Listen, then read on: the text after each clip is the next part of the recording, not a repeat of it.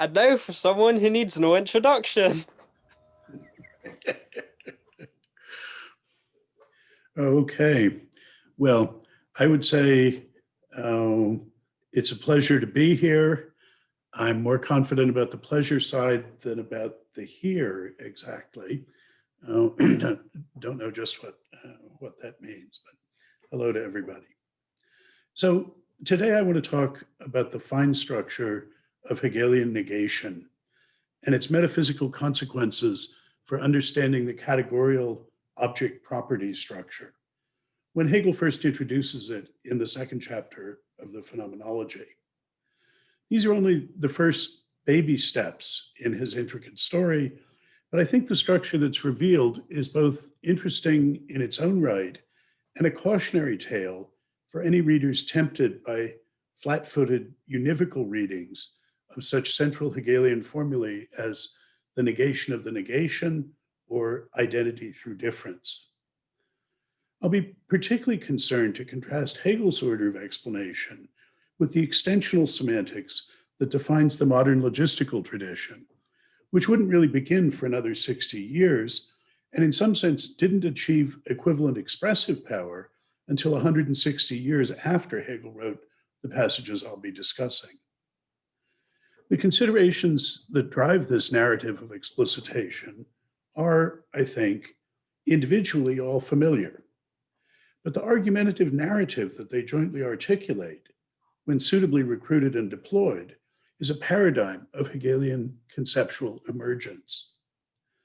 And it's also a paradigm of analytic metaphysical argument pursued with Hegelian conceptual raw materials.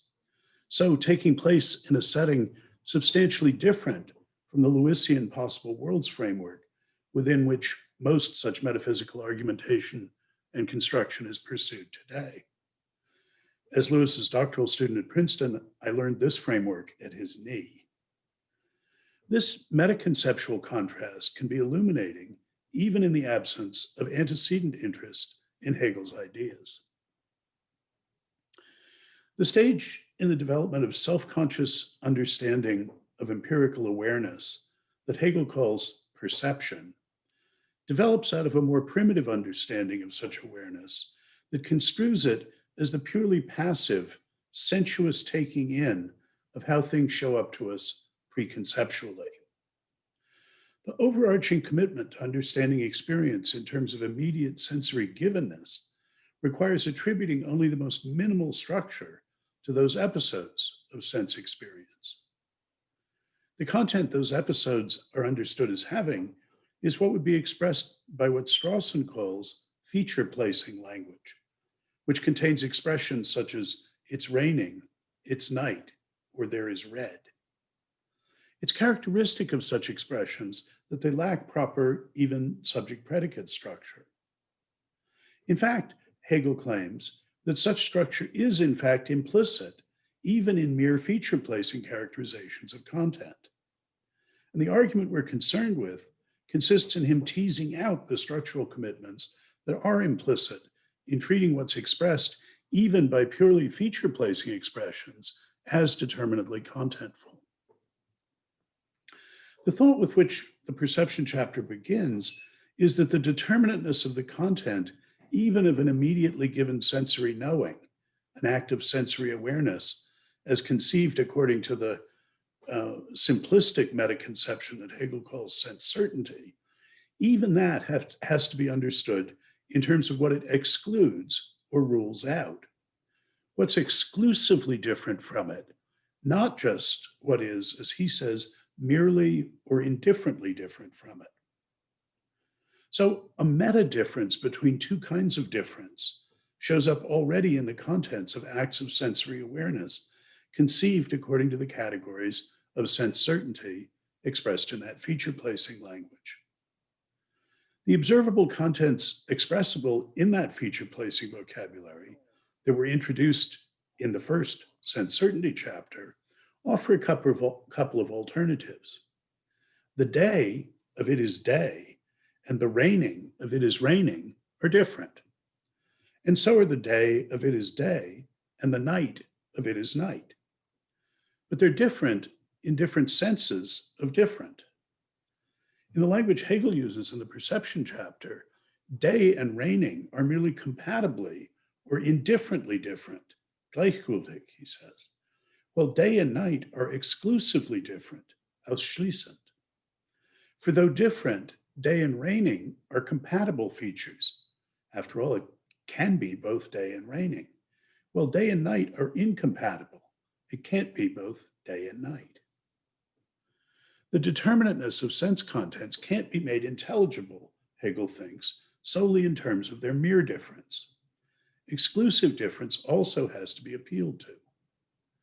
If the contents of merely sensory knowings stood to one another only in relations of compatible difference, none excluding or ruling out any other, then their occurrence would have no significance. It would convey no information. They'd be mere events, that's without suches, gears unconnected to any mechanism. Their occurrence is devoid of cognitive significance as any other unrepeatable events. Their differences would be less determinate than even merely numerical differences, for numbers are exclusively different from one another.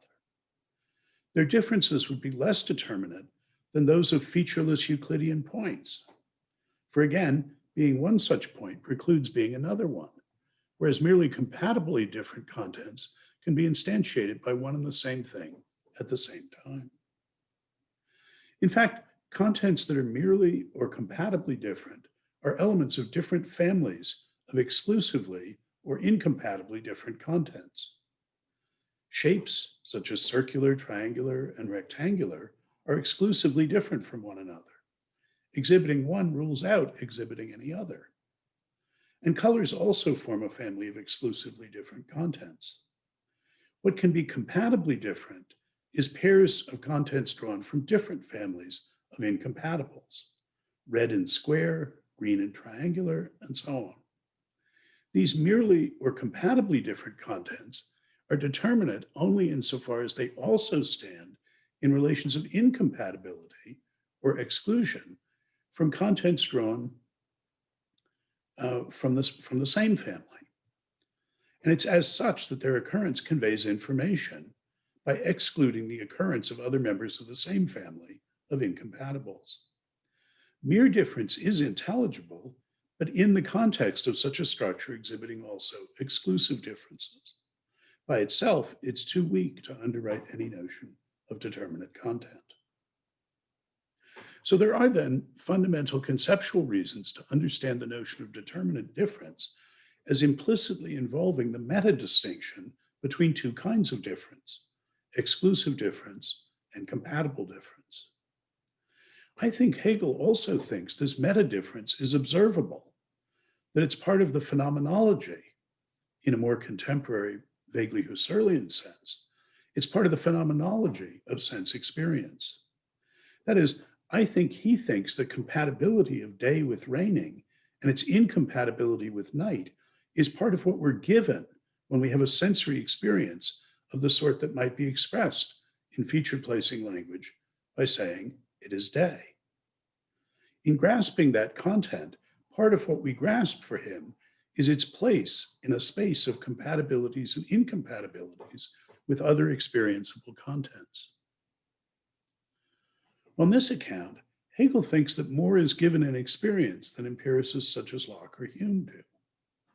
The experiences we label red and green, and those we label rectangular and triangular for him, are experienced as incompatible, as ruling each other out, while those labeled red and triangular, green and rectangular, are experienced as different but compatible. The different possibilities of combination, and so the arraying of features into compatible families of incompatibles, is a ground level structure of sensory awareness for Hegel. He sees the modal difference between the difference between red and triangular and the difference between red and green as something one knows simply by experiencing them. So one important way in which the enriched empiricism that Hegel is considering differs from traditional empiricism, including its 20th century variants, lies in the rejection of the latter's atomism about the contents of immediate sensory experience. If their exclusive differences from one another are an essential part of what's given in experience, then each has the content it does only as a member of and in virtue of the role that it plays in some constellation of interrelated contents.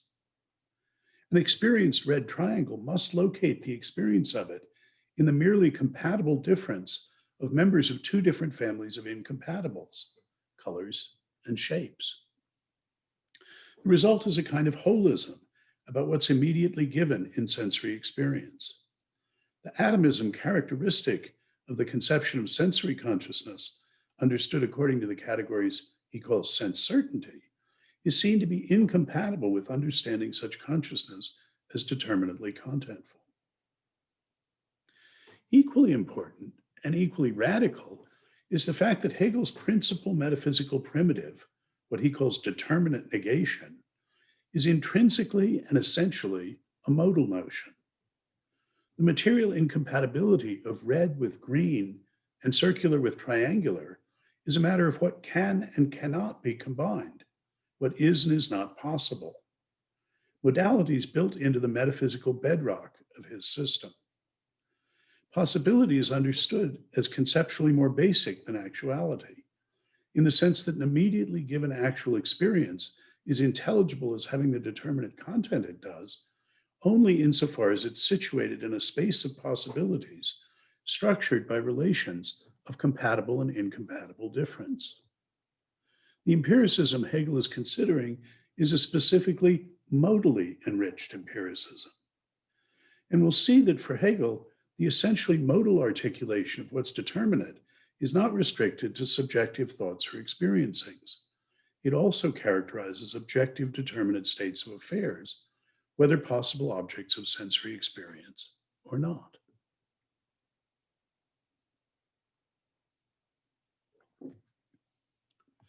If the contents that can be given in sensory experience, some of which actually are, contents that might be expressed in a feature placing vocabulary, are determinate in that they stand to one another in relations of determinate negation, in the sense of modally exclusive difference or material incompatibility, then they also stand to one another in relations of material inferential consequence.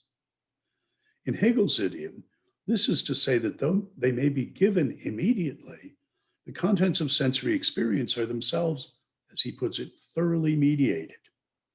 For some feature A, such as it is raining, has another feature B, such as it is precipitating, as a material inferential consequence, just in case everything materially incompatible with B, such as it is fine, is also materially incompatible with A.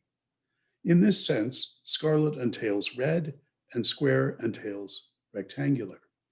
Everything incompatible with the consequence is incompatible with the premise. In much the same way, even if the features in virtue of which sensory experiences are determinately contentful were construed as unrepeatable, their relations of exclusive difference from one another would ensure that they also fall under repeatables. That is, that they exhibit a certain kind of universality. For many colors are alike in that they're exclusively different from red, and all shapes are alike in that they're not exclusively different, but merely compatibly different from red. These repeatable commonalities ramify into arbitrary Boolean complexity. For instance, two otherwise dissimilar features might share not being exclusively different from A or B, but being exclusively different from both C and D. More natural sense universals are constructible using entailments defined by those exclusions. So all the features that entail red, for instance, shades of red such as scarlet and crimson, can be grouped together. And similarly, all the features entailed by rectangular form a kind.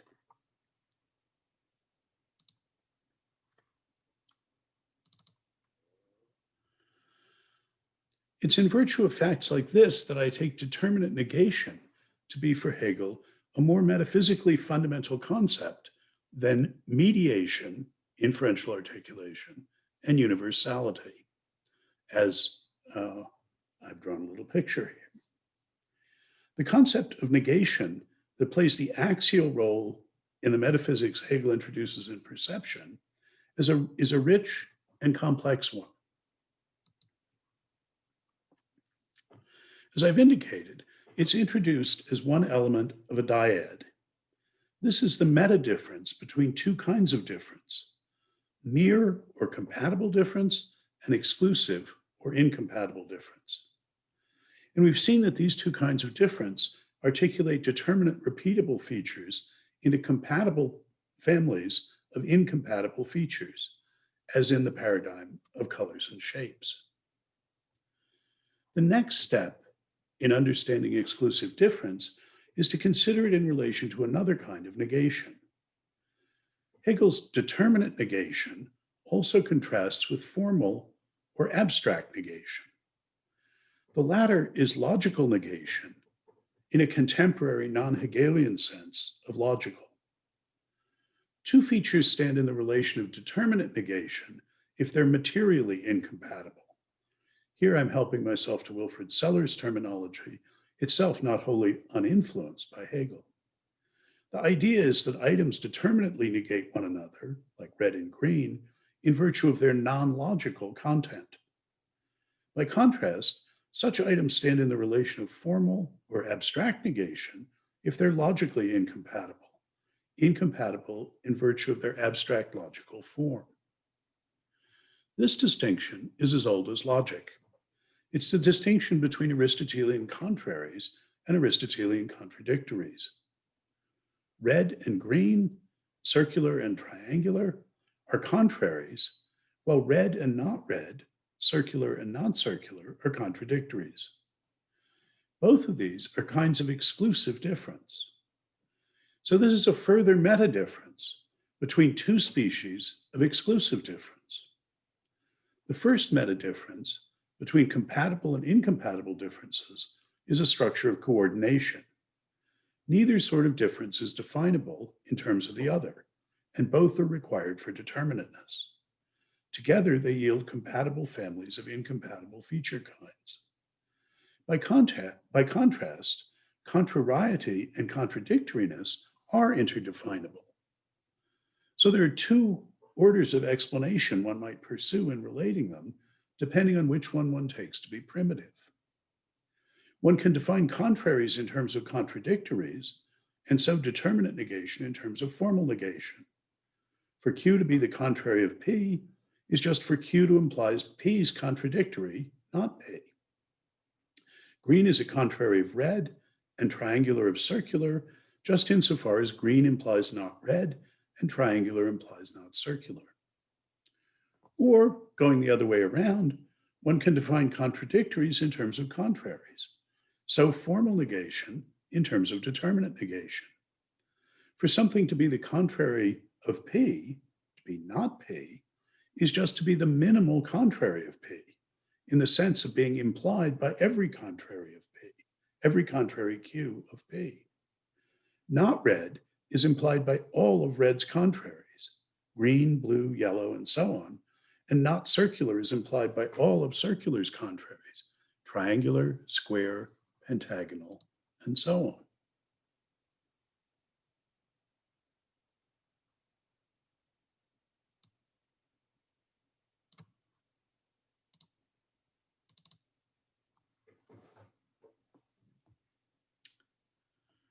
So here's a picture of the differences between the kinds of difference corresponding to different kinds of negation that I've been talking about.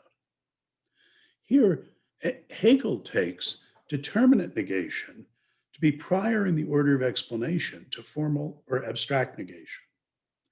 He accordingly has that second picture in mind, understanding contradictories in terms of contraries.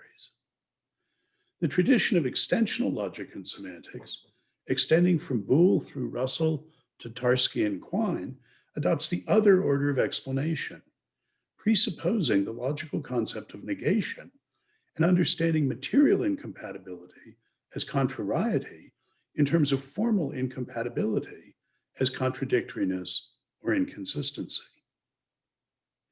Each approach has its characteristic advantages.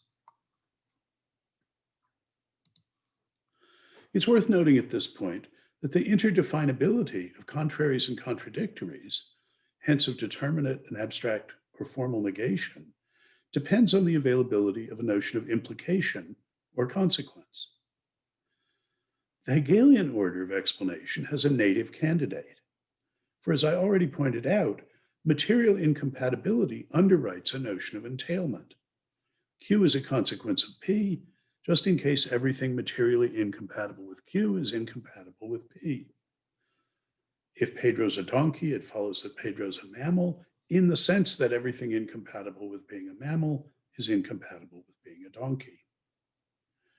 What I'll call the Tarskian extensionalist tradition also has available a notion of implication, but it's not directly definable in terms of formal logical negation. It only becomes available if one widens the focus of the Tarskian explanatory strategy. Doing that will illuminate the metaphysical project that Hegel pursues in the perception chapter. In particular, it'll make manifest the difference between building modality in at the metaphysical ground floor, as Hegel does, and adding it only as a late-coming, perhaps even optional afterthought. Quine is somebody who thinks it's an optional afterthought, as the extensionalist tradition does.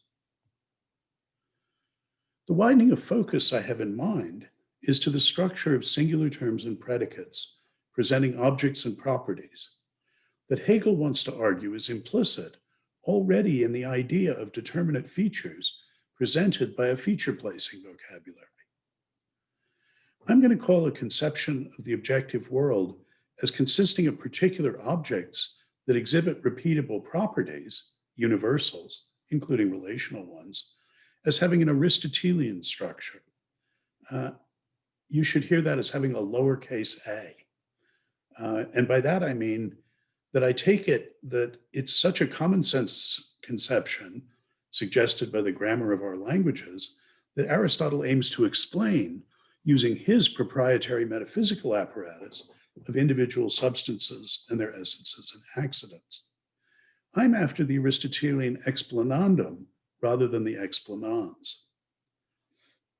And I take it that this is also the common explanatory target of Hegel's perception chapter that I'm talking about, and of the extensionalist semantic tradition that culminates in Tarskian model theory. Russell pitched the shift from traditional logics of properties to modern logics of relations as transformative, and along one important dimension, it certainly was. But that difference isn't of the first significance for the contrast that I'm concerned to draw here. There are two broad explanatory strategies available to explicate the Aristotelian structure of objects and properties. Hegel wants to explain it in terms of determinate negation, relating property-like features. And I want to illuminate that metaphysical approach by contrasting it with the extensionalist Tarskian tradition, which starts with objects understood as merely different. So we've got the Hegelian order of explanation starts with properties understood as something like properties, features, understood as exclusively different. The Tarskian one starts with objects thought of as merely different. That's the Tarskian or Quinean domain of a model. The two orders of explanation exploiting the relations between contraries and contradictories, hence between determinate and formal or abstract negation, are embedded in more encompassing converse explanatory strategies for articulating the Aristotelian object-property categorical structure, rooted in the meta-difference between incompatible and compatible differences. The notion of compatible difference that applies to objects, with which the metaphysical extensionalism begins, doesn't appeal to modal notions of possibility or necessity. The mere difference that characterizes elements of a domain of objects of a Tarskian model is a primitive material relation, in that it, like the contrariety with which Hegel's converse explanatory strategy begins, is not defined in terms of formal logical properties. Properties are represented in Tarskian structures as sets of objects, the extensions of properties. The indiscernibility of identicals, that is, that if objects A and B are identical, they have the same properties, just follows set theoretically from thinking about properties as sets of objects. The other direction of Leibniz's law, the identity of indiscernibles, won't follow unless one insists that every different set of objects determines or constitutes a property. I'm going to come back to those, to Leibniz's law in a couple minutes. On this basis, contradictoriness and so formal negation can be introduced in the Tarskian scheme. Contradictory properties are definable as properties with complementary extensions within the domain of merely different objects. Not P, the contradictory of P, is the property whose extension consists of all and only the objects in the domain that are not in the extension of P. The relation of contrariety is not really represented in such extensional model structures. What are intuitively contraries, such as square and circular, will have disjoint extensions, but not every pair of disjoint extensions corresponds to proper contraries. If the domain doesn't happen to include a mountain made of gold, being made of gold and being a mountain will be disjoint properties without thereby being contraries. The failure of Tarskian structures to represent contrariety is the result of the modal character of that notion. Contradictoriness of properties is represented because negation is given the same reading in all models. Contradictory properties are those pairs whose extensions exhaustively and exclusively partition the domain of objects. In order to represent contrariety of properties, we could, in this object-based framework, impose a non-logical material constraint on the Tarskian interpretation function to ensure that the extensions of contrary properties P and Q are disjoint in every model. That's in effect what the possible worlds development of Tarskian model theory does. The modal element can be thought of as added by treating contrariety of properties the way logical negation is treated in standard Tarskian model theory, as a constraint on all interpretations. Such an account moves up to intensions of properties by looking at functions from indices to extensions. The indices can be models, that is, Tarskian relational structures, or they can be possible worlds.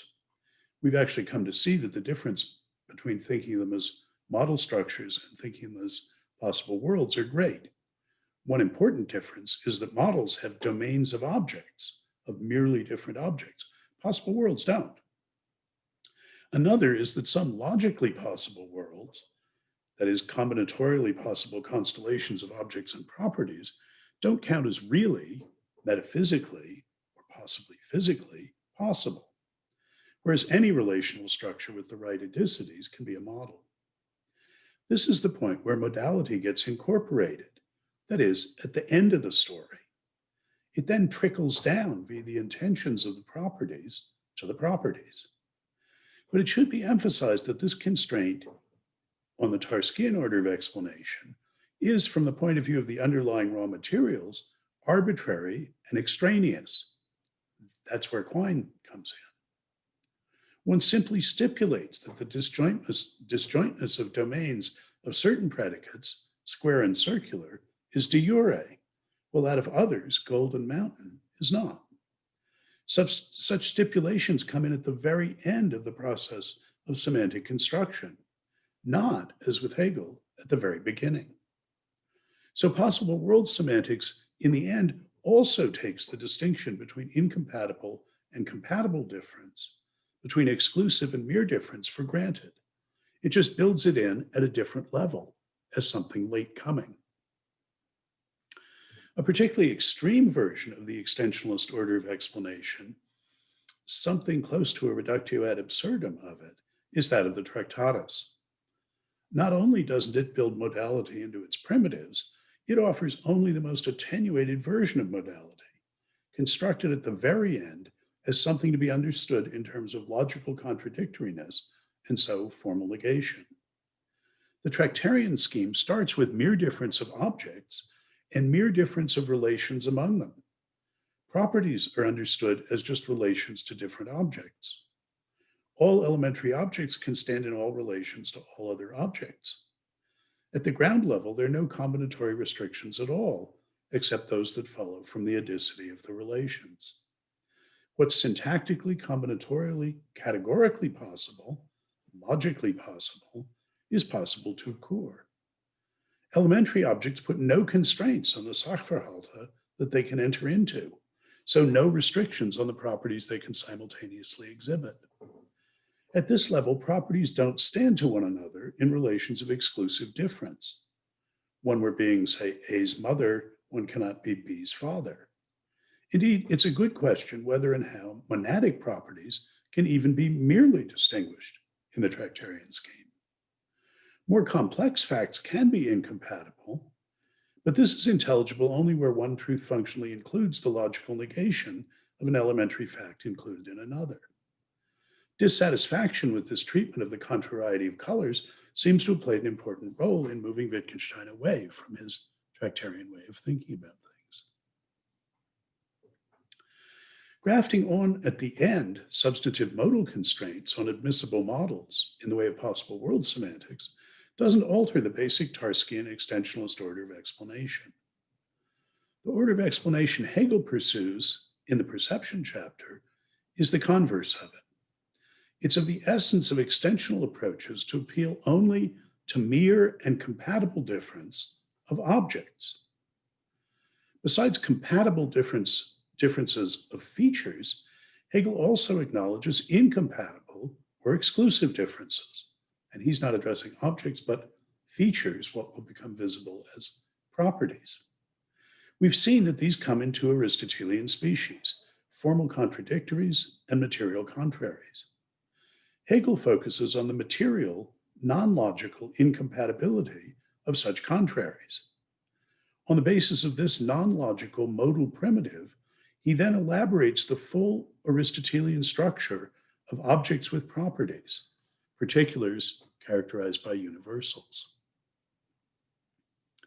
There are three distinct further moves in the process by which the metaphysical structure of objects with properties is found to be implicit already in what would be expressed by purely feature-placing vocabulary, once the features deployed in that vocabulary are understood to stand to one another in relations of both compatible and incompatible difference. Each step involves adding to the picture a further kind of difference, so a further articulation of the complex notion of determinate negation. The first move puts in place the intercategorial difference between properties and objects, or universals and particulars.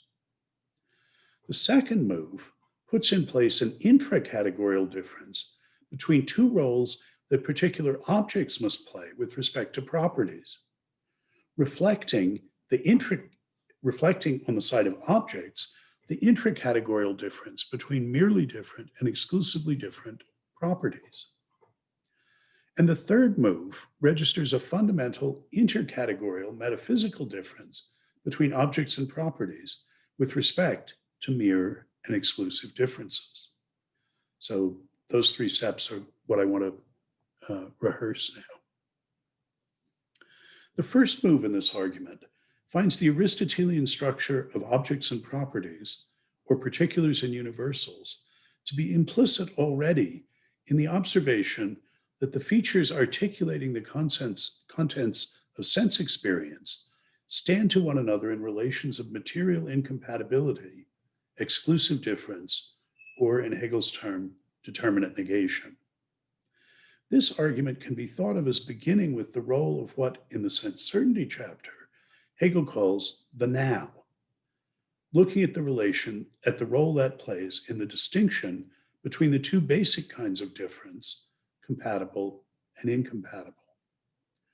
What would be expressed by now sub 1 is night is not incompatible with what would be expressed by now sub 2 is night. It is incompatible with now sub 1 is day. The incompatibility applies only to the same now. We could say that now is playing the role of a unit of account for incompatibilities. At this point, we can see that the notion of incompatible difference, determinate negation, or material incompatibility, I've been using these as three different ways of talking about the same thing, that notion of incompatible difference among features implicitly involves a contrast with a different kind of thing, something that is not in the same sense a feature, but is an essential part of the same structure. For incompatibilities among features require units of account. What's impossible is not that two incompatible features should be exhibited at all. After all, sometimes it's raining and sometimes it's fine. What is impossible is that they should be exhibited by the same unit of account. What we get our first grip on is what would be expressed by a tokening of a now, or a here and now, or a this, as Hegel rehearses them in sense certainty. So from the fact that what would be expressed by different nows can exhibit incompatible features, it follows that the structure of sense contents that includes features that can differ either incompatibly or compatibly also includes items that are not features, but play this other role. These units of account are of a different ontological category from the features for which they are units of account. Besides the intracategorial difference concerning relations of features between two kinds of difference, incompatible and compatible, of features in sensory experience that would be expressed by sentences in a merely feature-placing language, sensory experience also implicitly involves the intercategorial difference between features and units of account for incompatibilities of features. And that is to say that what I've called the Aristotelian structure of objects and properties, or particulars and universals, is now seen to have been all along implicit in sense experience, even as originally conceived according to the categories of sense certainty. Making this implicit structure explicit yields the form of sensory self-consciousness that Hegel calls perception. At this point, a decisive line has been crossed. The content repeatables exhibited by unrepeatable sense experiencing are no longer to be construed as features, but as properties. What enforces the transition is the association of these sense repeatables not with what's expressed by the indiscriminate it of its reigning, or the undifferentiated, merely existential there is of there is red, but with different competing units of account.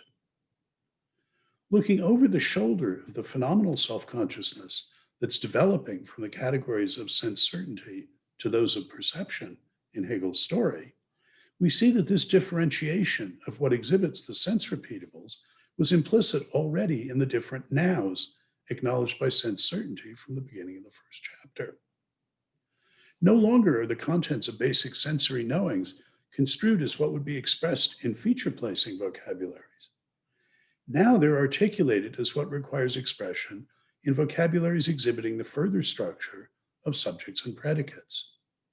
What's experienced is understood not just as features, but as objects with properties, particulars exhibiting universals. Understanding functional units of account for incompatible sense repeatables, more specifically as objects or particulars, involves further unfolding what's implicit in distinguishing compatible or merely different sense repeatables from incompatible or exclusively different ones. Hegel says of the features that, quote, these determinatenesses are really only properties by virtue of the addition of a determination yet to come, namely what he'll call thinghood. He elaborates that notion of thinghood along two dimensions. The thing is exclusive and the thing is inclusive. In talking about these two different roles essential to being what he calls a thing with many properties, he describes it also as, on the one hand, a one, or an excluding unity, and on the other hand, as an also, an indifferent or including unity. The unity of the units of account essentially involves this distinction and the relation between being a one and an also, an exclusive, and an inclusive unit. These correspond to the roles played by objects with respect to incompatible properties, which they exclude, and their role with respect to compatible properties, which they include. So the intracategorial meta difference between two kinds of difference, between what now show up as properties, is reflected by the intracategorial difference between two complementary roles objects play with respect to those properties, as repelling incompatible properties and as a medium unifying a set of compatible properties.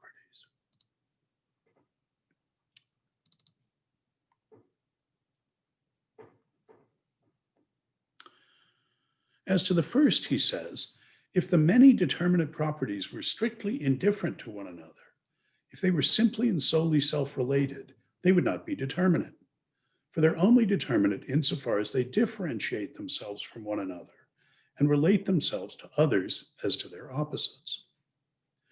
This is the by now familiar point that determinateness requires exclusive, incompatible difference and not just mere or indifferent compatible difference. He goes on, quote, yet, as thus opposed to one another, they cannot be together in the simple unity of their medium, which is just as essential to them as negation. The differentiation of the properties, insofar as it's exclusive, each property negating the others, thus falls outside this simple medium. What he's talking about as the medium here is thinghood, the objects that exhibit these properties. He goes on, the one is the moment of negation. It excludes another, and it is that by which thinghood is determined as a thing. Here the point is that if A and B are different things, then one can be circular and the other triangular, one red and one green. But one and the same thing cannot have those incompatible properties. A's being circular and red excludes its being triangular or green, and objects are individuated by such exclusions. On the other hand, long quote, this abstract universal medium, which can be called simply thinghood, is nothing else than what here and now have proved themselves to be, viz., a simple togetherness of a plurality. But the many in their determinateness, simple universals themselves. The salt is a simple here, and at the same time manifold. It is white and also tart, also cubical. All these many properties are in a single simple here, in which therefore they interpenetrate. And at the same time, without being separated by different heres, they do not affect each other in this interpenetration. The whiteness does not affect the cubical shape. Each leaves the others alone and is connected with them only by the indifferent also. It's also tart, also cubical. This also is thus the pure universal itself, or the medium, the thinghood, which holds them all together in this way. The thing, as the medium in which these compatible properties can coexist, is the thing as what he calls the also. It's the thing of many compatible properties, rather than the thing as excluding incompatible ones. The tokening of here that sensory consciousness, understanding itself according to the categories of sense certainty, already saw as expressing a feature of its experiencings, played this role, as well as the exclusionary one. Already in that primitive case, we can see that the medium in which these determinations permeate each other in that universality as a simple unity, but without making contact with each other. For it's precisely through participation in this universality that each is on its own indifferent to the others. As it's turned out, this abstract universal medium, which can be called thinghood itself, is none other than the here and the now, namely as a simple ensemble of the many. Along this dimension too, then, thinghood, the idea of objects as an essential structural element of the structure that contains properties, shows up first in indexical form of here and nows, on its way to the full-blown logical conception of particulars exhibiting universals. The idea of sense experiencings that are determinately contentful in the sense of being not only distinguishable, but standing in relations of material incompatibility turns out implicitly to involve a structural categorical contrast between repeatable sense universals and something else. The something else is thinghood or particularity. The notion of particularity then turns out itself to involve a contrast. Quote, the simple medium is not merely an also, an indifferent unity, but it's also a one, an excluding unity.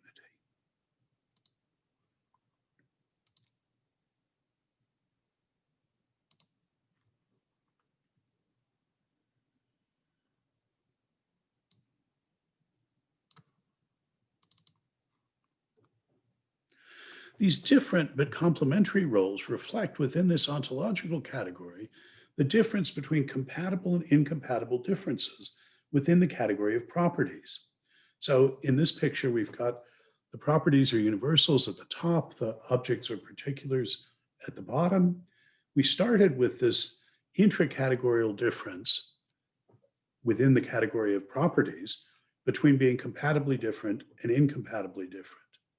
And now if we move down intercategorially and look at objects and particulars, we see that that's reflected in another intracategorical difference inside the category of objects now between the thing as an also, binding together the compatibly different properties, and a thing as an excluding one, excluding the incompatibly different properties.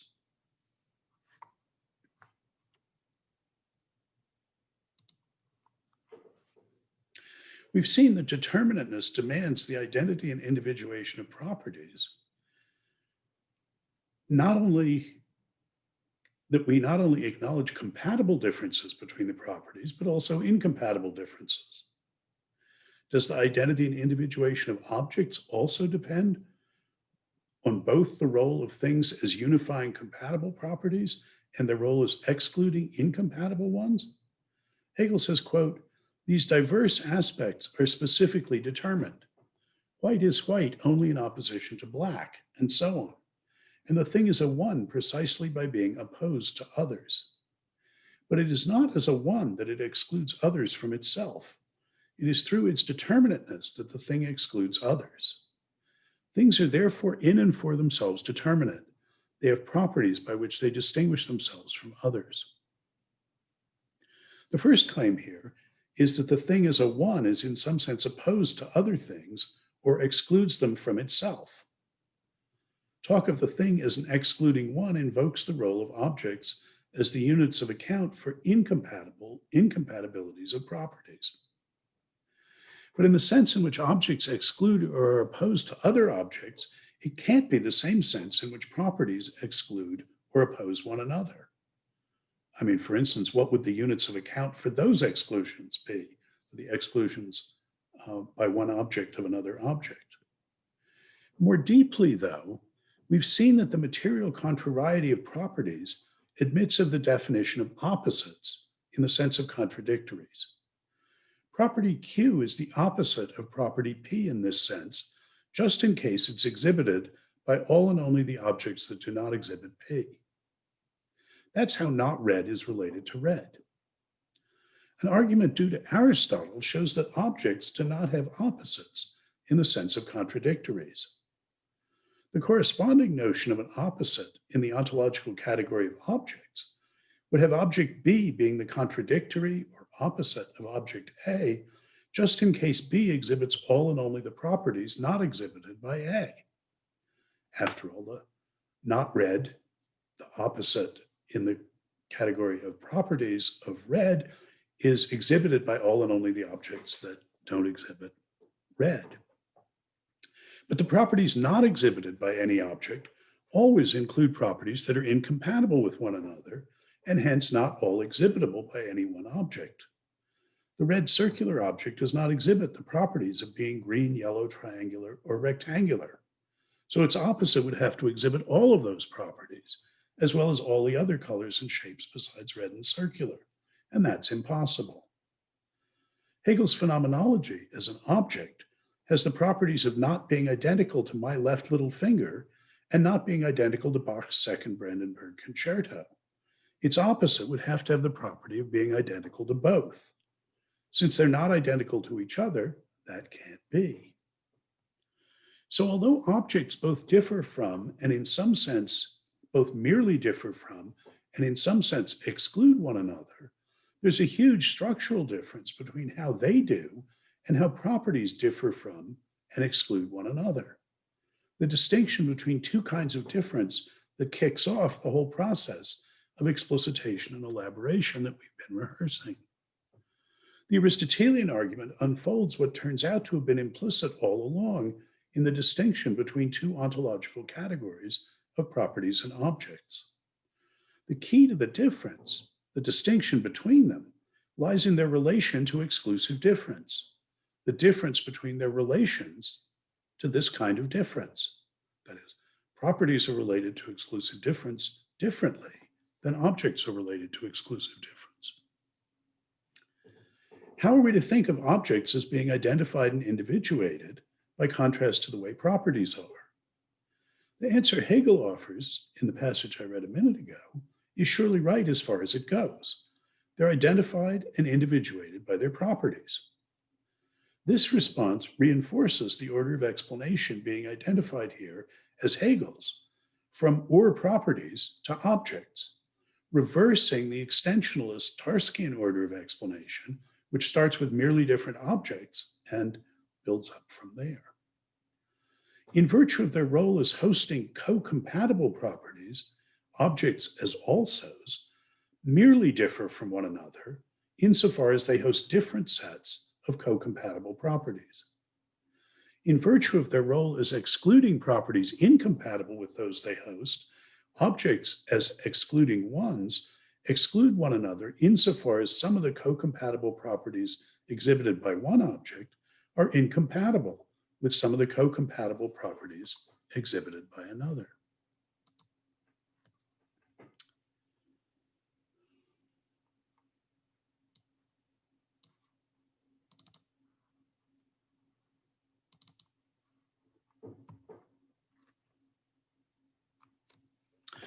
Here we see another aspect of the contrast in orders of explanation between the Tarskian extensionalist tradition and Hegel's metaphysics of universals and particulars. The extensionalist tradition offers an answer to the question about how the identity and individuation of objects relates to that of properties, Leibniz's law. It comprises two parts, a weaker and a stronger claim. First part of Leibniz's law, the indiscernibility of identicals, and the second part, the identity of indiscernibles. The first one says that identical objects must have all the same properties. The second one says that objects with all the same properties are identical. The identity of indiscernibles is stronger than the indiscernibility of identicals in that it seems to depend on there being enough properties, enough to distinguish all the objects that are really distinct. As it arises in the extensionalist framework, Leibniz's law appeals only to the mere difference of properties, which is based on the mere difference of objects. It becomes controversial how to apply it when modally robust properties are in the picture. But how do these principles look in an environment where exclusive difference of properties is also in play, as well as the mere difference? The indiscernibility of identicals says that mere difference of properties is sufficient for mere difference of objects. The identity of indiscernibles says that merely different objects have at least merely different properties. I do think Hegel endorses these principles, but his talk of objects as excluding one another suggests that he also endorses a further stronger principle. Different objects not only have different properties, they have incompatible properties. We might call this modal principle the exclusivity of objects. Such a view satisfies three criteria of adequacy, the first two of which are set by the passage that I quoted most recently. It underwrites talk of objects as excluding one another. It does so by appeal to the more primitive notion of properties excluding one another, and it respects the differences between property exclusion and object exclusion that are enforced by the Aristotelian argument, which shows that objects cannot have contradictories, opposites, definable from their exclusions, in the case of properties, they're contrarieties, in the way that properties do. In effect, the exclusivity of objects says that it never happens that two objects are distinguished by their role as things as alsos, combining different compatible properties, according to the discernibility of non-identicals version of LL2, unless they're also distinguished by their role as things as excluding ones. There is no mere difference of properties distinguishing objects without exclusive difference of properties having incompatible properties distinguishing them. This is a topic on which Leibniz's law is silent. Now, the principle of exclusivity of objects does hold even within the extensional context, provided logical vocabulary is available.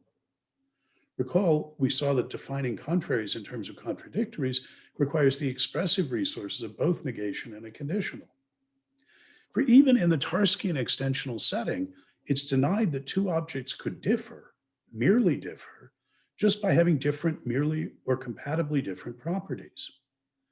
Taking our cue from the appeal to identity properties used to illustrate the Aristotelian argument that objects cannot have contradictories, we can notice that if A and B are indeed not identical, then A will have the property of being identical to A, and B will have the property of being identical to B. And if they're not identical, then nothing can have both properties.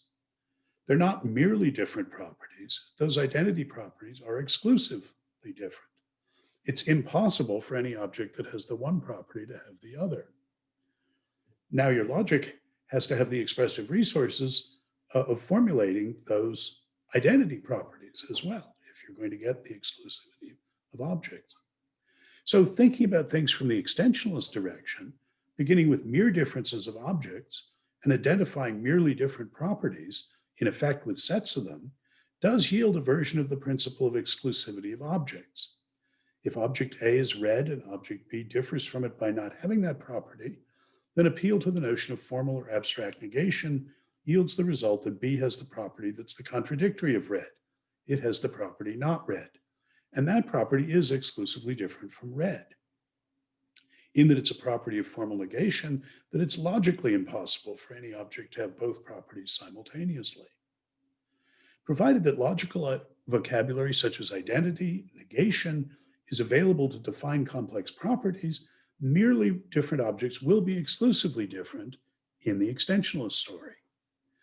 The fact that the principle of exclusivity of objects, that merely different objects will have not only compatibly different properties, but also incompatibly different ones, arises early in the Hegelian order of explanation and late in the extensionalist one, is a consequence and reflection of the two orders of explanation regarding the relations between material contrariety and formal contradictoriness that they adopt.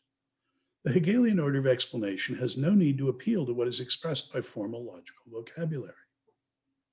For distinguishing at the outset compatibly from incompatibly different properties, as Hegel does, commits one to a picture of properties as coming in compatible families of incompatible properties, as in the paradigmatic case of shapes and colors, of monochromatic Euclidean plane figures.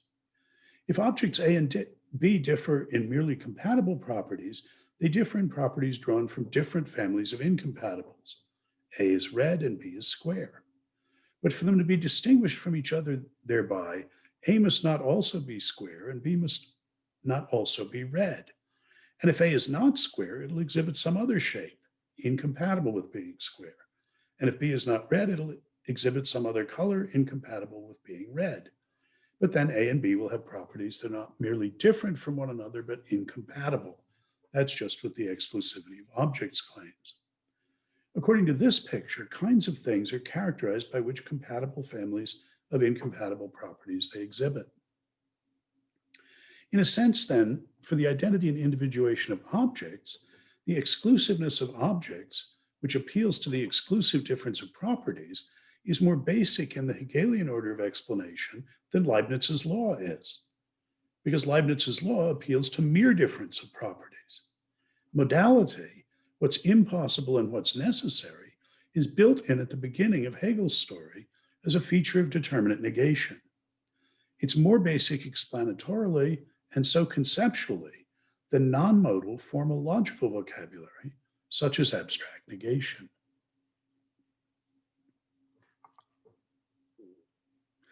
This observation completes the rehearsal of the argument that elaborates what's implicit in the idea of the contents of sensory consciousness as what would be expressed in feature-placing vocabulary, through the consideration of what's implicit in the requirement that the features articulating those contents must be determinate, through the consideration of the relation of negation and universality, to the much more finely structured idea of those contents as presenting a world consisting of empirical objects with many properties.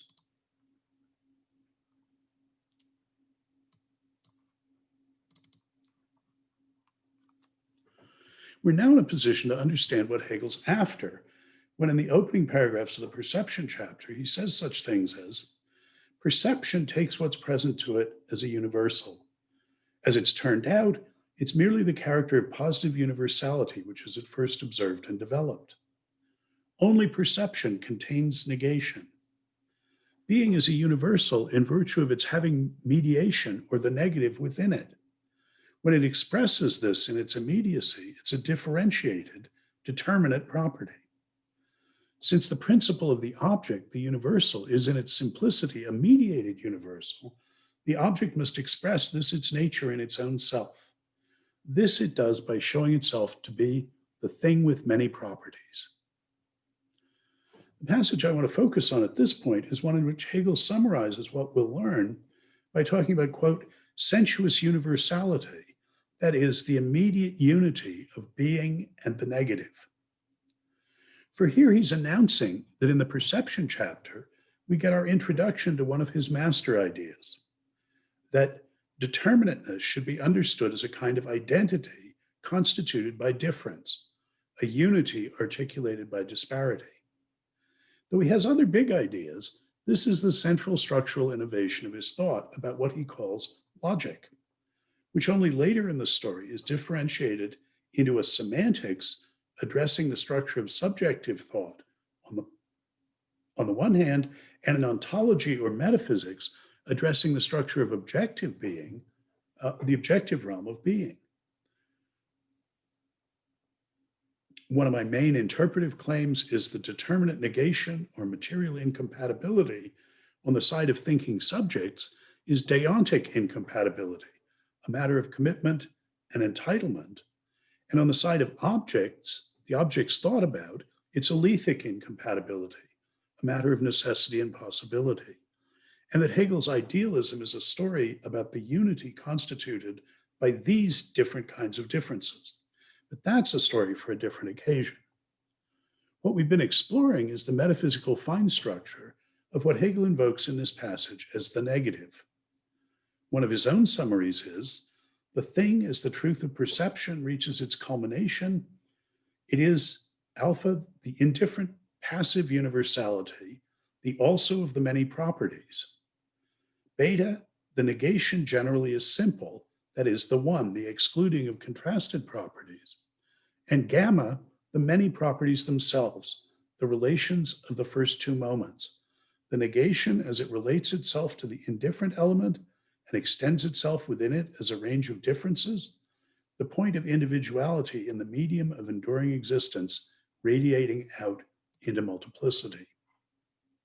In fact, I've argued that Hegel's metaphysical analysis of the fine structure of the Aristotelian object with many properties and his derivation of it from the concept of determinate universality is substantially more intricate than even this summary indicates.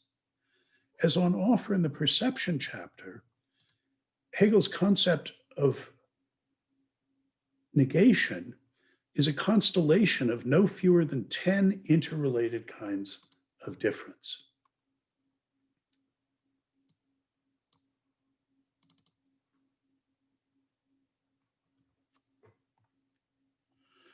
We began by distinguishing mere or indifferent difference of compatible universals from two, exclusive difference of incompatible universals. And that brought into view three, the meta difference between mere and exclusive difference. This is the first intracategorial meta difference, between differences relating universals to universals. It's a kind of exclusive difference, since the universals must be either incompatible or compatible, but not both. Within exclusive difference, there are two species that can be related by two opposing orders of explanation. 4, material contrariety, corresponding to determinate negation, and 5, formal contradictoriness, corresponding to abstract logical negation. Think about that second picture that I put up. There is then also 6, the meta difference between determinate and abstract negation, or logical negation. This is the second intracategorial meta difference between differences relating universals to universals. These are not exclusively, but only compatibly different. Contradictories are a kind of contrary, namely minimal contraries. But implicit in the concept of repeatables as universals is 7, the difference between universals and particulars. This is the first intercategorial difference. It too is a kind of exclusive difference. Can't be both an object and a property. Implicit in the concept of particulars in relation to universals is 8, the difference between two roles that objects play. Particulars as alsos, that is, as a medium hosting a community of compatible universals, and particulars as exclusive ones, that is, as units of account repelling incompatible properties. That's the first intracategorial difference between roles played by particulars. Corresponding to this difference on the side of particulars is 9, the difference between two roles universals play with respect to particulars. Universals as related to an inclusive one in community with other compatible universals. That's the first difference, aufgehoben. And second, universals as excluding incompatible universals associated with different exclusive ones. That's distinction 2, aufgehoben. And finally, there is 10, the difference between universals and particulars that consists in the fact that universals do and particulars do not have contradictories or opposites. Unless the distinctions and intricate interrelations between these different ways in which things can be said to differ from or negate each other are kept firmly in mind, nothing but confusion can result in thinking about Hegel's metaphysics of negation. As an illustration, both determinate properties and objects can be understood as, to use a favorite Hegelian phrase, negations of the negation, but in very different ways according to what's negated and the kind of negating of it, drawn from that list that I just displayed. For instance, the first negating of a negation is intracategorial among universals. They are the determinate universals, they are by excluding others. And in the second case, it's intercategorial, distinguishing particulars from universals. In the first case, the identity of a determined property consists in how it differs from its material contraries. Each is in sense 2 the negation of the property in question, and it is by being the contrary of or negating all of its exclusive contraries that it's the determinate property that it is. In the second case, the sense in which the object is the negation of the negation, according to the order of explanation I've attributed to Hegel, particulars are understood in terms of their exclusive difference of type 7 and 9 from universals. Since the universals are the determinate universals they are because of their negations of one another, particulars can be understood as negations of negations that articulate those universals. They're of the category that does not negate others of its category in the way that universals do negate others of their category. These two examples of kinds of identity that are intelligible as constituted by negating a negation are obviously quite different due to the difference in the kinds of negation. So we've seen Hegel argue that the idea that sense experience has a determinate content implicitly involves the idea that such contents can differ from one another in two different ways. And we've seen how he argues that the whole Aristotelian structure of objects with properties is implicit in the relations between these two kinds of difference, these two senses in which contents can negate one another. This result is a case study concerning how Hegel thinks a more complex structure can be understood as implicit in a simpler one. that understanding is articulated and enacted in the process by which one goes about making that implicit structure explicit. And that's what I've rehearsed for you today.